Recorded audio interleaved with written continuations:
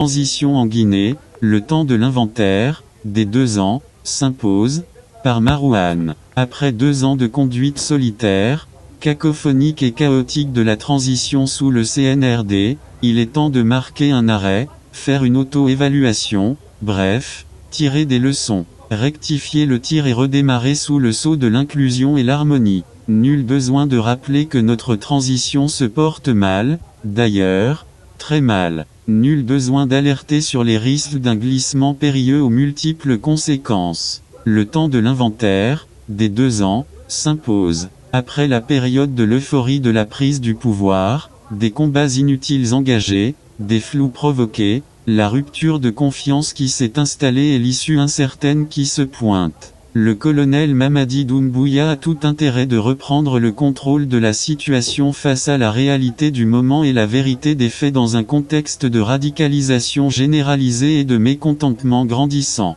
Le temps est le pire allié d'un pouvoir qui patine dans ses propres contradictions, qui vit d'émotions insensées et de passions déraisonnables et suicidaires. Face à la réalité du moment, aux défis du futur et à la promesse faite aux Guinéens, le CNRD doit revoir les causes qui ont entraîné la chute du défunt régime. La situation actuelle est pire que ne l'était hier. Et le colonel Mamadi Doumbouya risque d'être dans un tourbillon qui va l'emporter, s'il n'y prend garde. Le pire qu'on puisse souhaiter à cette transition est de conduire à des élections libres, transparentes, inclusives devant aboutir à l'élection, pour une fois, d'un président qui reflète la vérité des urnes et le choix légitime et rationnel du peuple de Guinée. Il coûterait quoi au colonel Mamadi Doumbouya de ranger ses nerfs au frigo pour faire appel à tous, sans exception et faire renaître un nouvel espoir, sincère. Les Guinéens doutent de plus en plus de sa bonne foi, de son engagement de départ et de ses capacités à résister aux sirènes confusionnistes et dégagistes.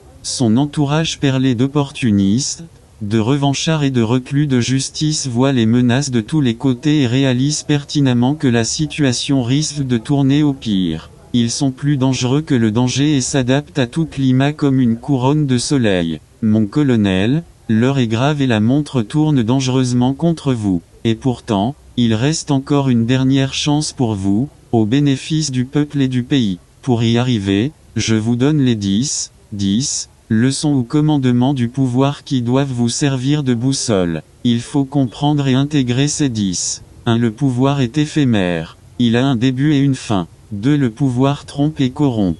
3. Aucun président n'est éternel. Il a remplacé des hommes et il sera remplacé tôt ou tard. 4. Le pouvoir révèle la vraie nature humaine de chacun. On peut venir avec un masque, mais il finira toujours par tomber. 5. Le pouvoir attire des flatteurs, des courtisans et des intrigants. Dieu, seul, sait aujourd'hui ils sont combien qui écument votre palais. 6. Il faut se méfier d'un peuple docile, doux ou accommodant. Il est comme une eau dormante, dangereuse de nature et de réputation. C'est le même peuple qui dit vive le président et ce même qui dira à bas le président. Alpha Condé qui avait dompté toutes les forces opposées, a été plutôt renversé par des proches et fidèles. Même après sa chute, il contestait sa perte de légitimité. Aucune mouche n'a ronronné et les femmes qui ont payé sa caution pour le 3e mandat ont pris acte de sa destitution. Qui l'aurait cru? 8. Aucun pouvoir n'est continuellement fort. C'est le moment qu'il est.